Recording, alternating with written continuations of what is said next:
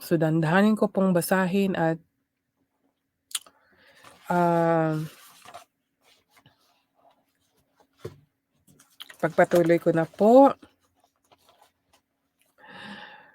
Ulitin ko po sa verse 4, sapagkat madali kayong napapaniwala ng kahit sinong dumarating diyan na nangangaral ng ibang Hesus kaysa aming ipinangaral sa inyo at tinatanggap din ninyo ang ibang uri ng espiritu.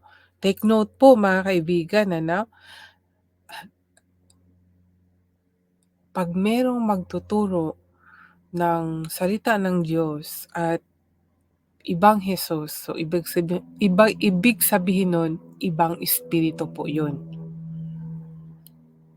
Gaya po ng sinabi ko na atin pong alamin ang tungkol po sa katotohanan lalo na po sa salita ng Diyos dahil tungkol po ito sa espiritu.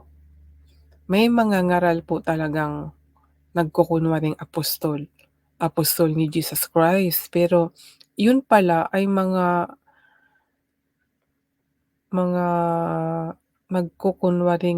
mapagkunwaring apostol. Yun pala ay hindi totoong espiritu ng ating Panginoong Hesus, 'no. Kaya at huwag po tayong matakot kung pag-aralan natin ito, mas maganda talaga na meron tayong alam tungkol po sa espiritu dahil hindi mo na alam, nalinlang ka na pala, 'no. 'Pag walang alam sa salita ng Diyos talagang madaling malinlang. Kaya nga sabi sa 1 John chapter 4 verse 1 na, ah, test every spirit.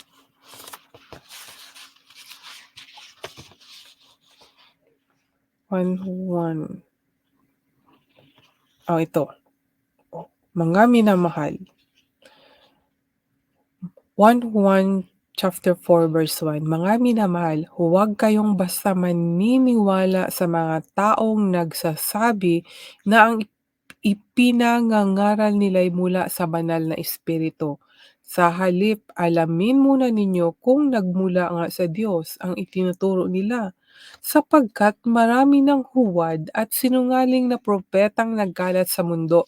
So yan po yan mga kaibigan, mga sinungaling na propetang nagkalat dito sa mundong ito na nagkunwaring apostol, pero yun pala ay ibang espiritu. 'Di ba? Sige nga mga kaibigan, 'pag wala kayong alam, maano talaga kayo at isa ako noon, nung wala akong alam sa salita ng Diyos ay yun. Sana naman mga kaibigan ay gumising na rin kayo. Meron namang nagpapaalala sa inyo, sana ay makinig din kayo. So pagpatuloy ko po dito na po ako sa verse 5, sa tingin ko, hindi naman ako huli sa mga nagsasabi riyan na magagaling daw sila na mga apostol. Maaaring hindi ako magaling magsalita pero sapat naman ang karunungan ko sa katotohanan. At iyan ay naipakita namin sa inyo sa lahat ng aming pagtuturo. Yan mga kaibigan, Ako din naman mga kaibigan, hindi maaaring hindi ako magaling magsalita. Ako talaga hindi ako magaling magsalita na yun bang para mahikayat ko talaga ang mga tao ba, pa yun bang papaengganyo, na gaya ng iba na ang galing-galing nila pero yun pala nahuhulog. Hindi pala yun hindi pala turo para maligtas ka kundi turo para mahulog ka sa impyerno. Kaya magaling po ang mga salita nila. Hindi ka papagalitan, hindi ka itutuwid, hindi ka iko-correct. Kasi ang salita ng Diyos ay magtutuwid, magko-correct, magsasabi ng totoo. Talagang mabago ka. Pero kung ang mabago sa'yo ay Materyal na bagay lang, magduda ka na. Dahil ang sa Diyos po, unahin muna siya, una nating i-ano ang ating kaluluwa, iayos ang ating buhay 'no, and then ang Diyos ay mag-provide sa atin 'pag nalampasan natin yung kaniyang ibinigay sa atin na pagsubok, sumunod tayo, inano natin yung daan na makitid 'no, makitid na daan, nalampasan natin yon, ibibigay naman ng Diyos ang ating hingiin. Alam ng Diyos kasi na meron tayong mga gusto din sa buhay. So, habang may buhay, may pag-asa.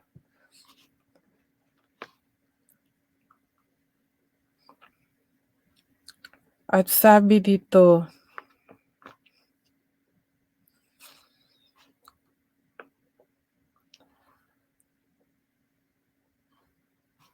sabi sa verse 6, "Maaaring hindi ako magaling magsalita, pero sapat naman ang karunungan ko sa katotohanan, at iyan ay naipakita namin sa inyo sa lahat ng aming pagtuturo." Verse 7, "Hindi ako humingi ng bayad nang ipangaral ko sa inyo ang magandang balita mula sa Diyos."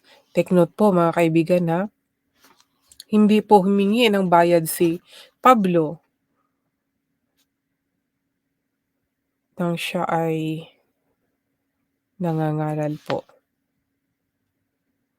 Hindi po siya naghingi ng bayad, kundi nagtrabaho ako para matulungan ko kayo sa inyong buhay espirituwal. Nagtrabaho po siya mga kaibigan. Apostol, pastor, pero nagtatrabaho po siya.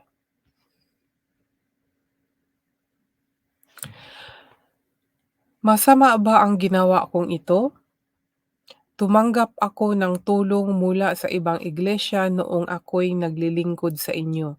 Parang ninakawan ko sila, matulungan lamang kayo. Imagine, humihingi siya ng tulong pero yung tulong na yun ay hindi para sa kanya, hindi para kay Pablo, kundi para sa mga taga-Korinto, para sa ibang tao. Nagawa ko rin 'to mga kaibigan noon nung first pa lang akong nag-ano sa Facebook. Nag-share sa salita ng Diyos, inaano ko na maraming humingi ng tulong. Sabi ko, "Hindi ko kaya 'to Lord na ako lang mag-isa dahil maraming humihingi." So ang ginawa ko, gumawa po ako ng group. Doon sa group na yun, nag-ano ako ng mga tao na kung gusto nilang mag-ano, yung mag-pledge na monthly na ₱200. Meron namang iba na umayon, ilan-ilan din. So, habang wala pang humihingi may naipon na, nakaipon talaga. And then yung mga humingi ng tulong natulungan. Kaya sana kung pinagpatuloy lang yun ano, hindi wala na kasi nawala na yung mga tumulong, hindi na sila nag-active. So, ako na lang po, hindi ko na po din kaya. Kaya ini-stop ko na lang, inano ko na ng iba, sabi ko, baka hindi ito ang gusto ni Lord na maggagawa ako ng group para nga sa ano, yung tulong 'no. So ngayon, ang ang ginawa ko ibang plano, pero hindi rin nag-success, naisip ko na baka hindi ito ang gusto ni Lord at baka gusto niya pure word lang ishi-share ko at yung mga taong humingi ng tulong na may sakit ay prayer. Kasi wala namang imposible sa Diyos, eh. Naniniwala lang sila na kahit walang itinutulong na financial, kung naniniwala sila na prayer is effective at sila mismo ay mag-pray din at mananampalataya at magbago sa sarili, tiyak 100% gagaling. Kasi sarili ko nga, eh. So, masasabi ko talaga na si Lord ang gumaling sa akin dahil isa na ang sa nararamdaman ko noon yung ulo ko po ang sakit-sakit po, yung hindi po ako makatulog, sobrang sakit po.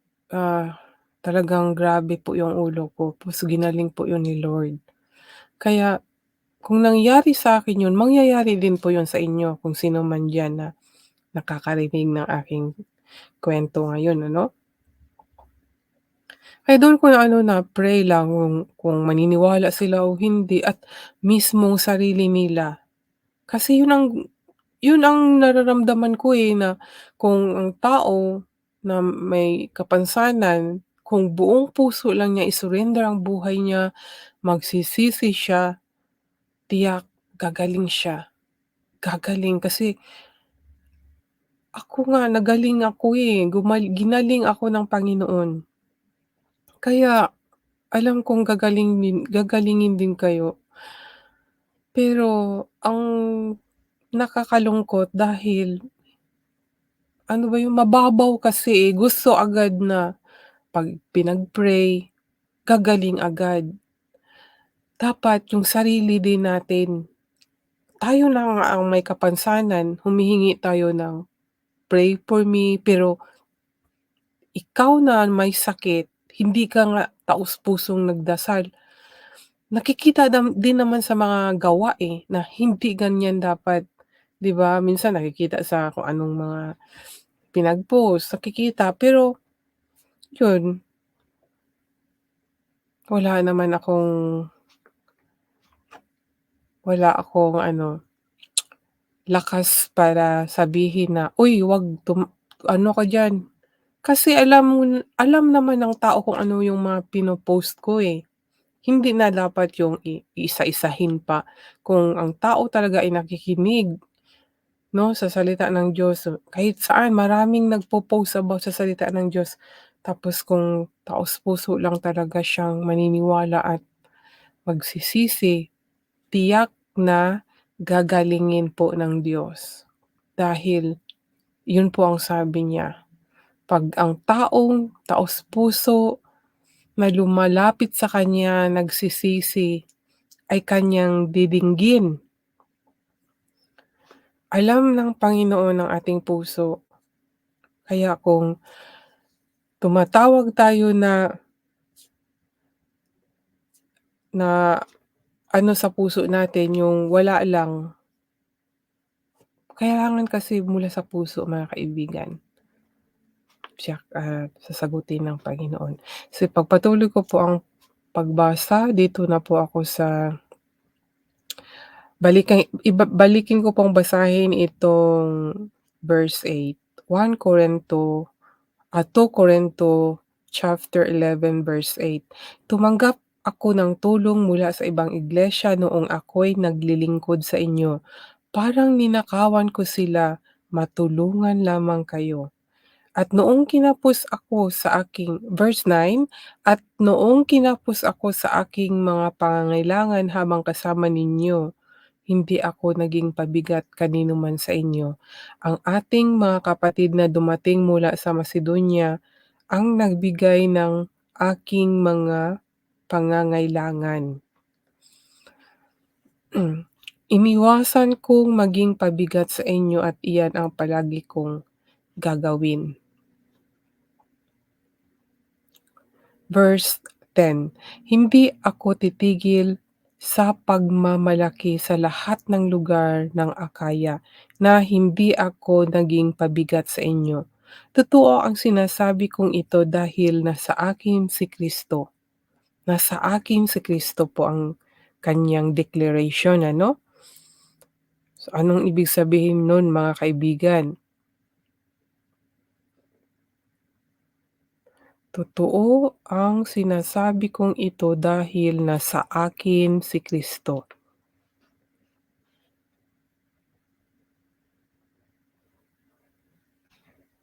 O mga kaibigan, nasa akin si Kristo. Ikaw po, kung narinig mo 'to, nasa iyo ba si Kristo? Mapapatunayan mo ba siyang nasa sa iyo siya? Hindi po tayo puwedeng magsinungaling dahil 'pag sabihin nating nasa akin si Kristo pero ang totoo wala naman. Magsisinungaling pa rin tayo 'no, sa paanong katibayan mapatunayan mo sa tao. Can you declare ba na si Jesus Christ sa'yo?